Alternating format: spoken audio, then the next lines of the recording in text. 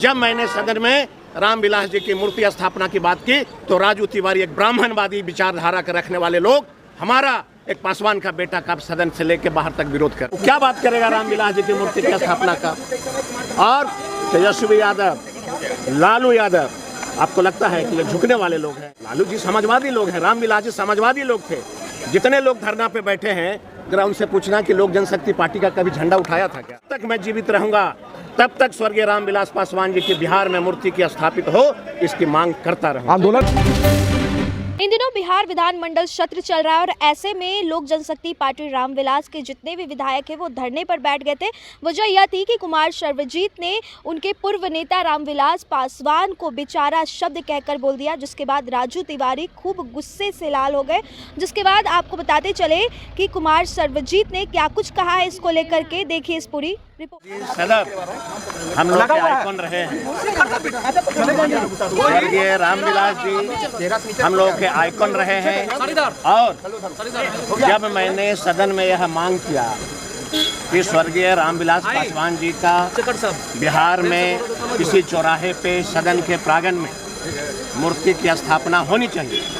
राजू तिवारी ब्राह्मण जाति से आते हैं, राजू तिवारी ब्राह्मण जाति से आते हैं। उनको ऐसा लग रहा है कि कोई दलित का बेटा इतना हस्ती कैसे हो गई कि रामविलास पासवान जी का मूर्ति लगाने की मांग कर सकता है। मांगने की मांग करें मैं जो कह रहा हूँ पहले उसको सुन लीजिए।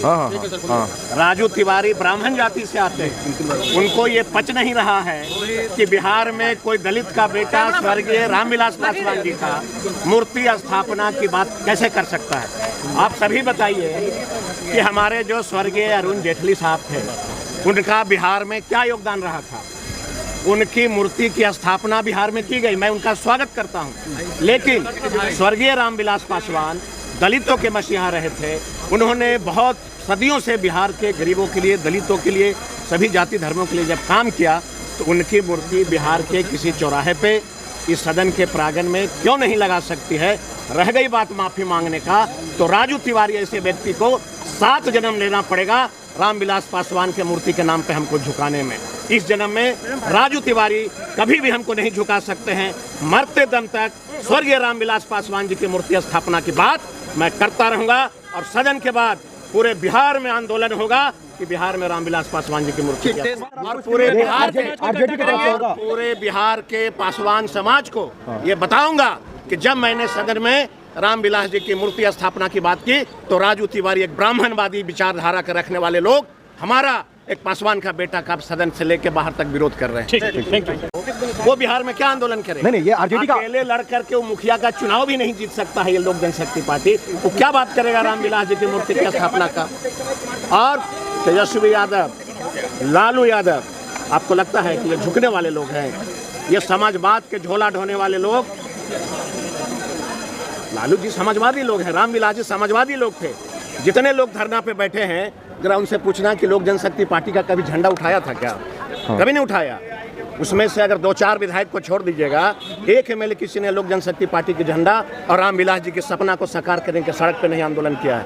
और जब तक मैं जीवित रहूंगा तब तक स्वर्गीय रामविलास पासवान जी की बिहार में मूर्ति की स्थापित हो, इसकी मांग करता रहूंगा।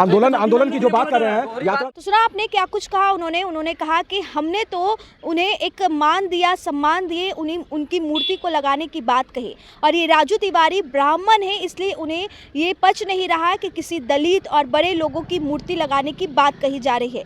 फिलहाल आप बने रहे हमारे साथ, तब तक के लिए बहुत बहुत शुक्रिया।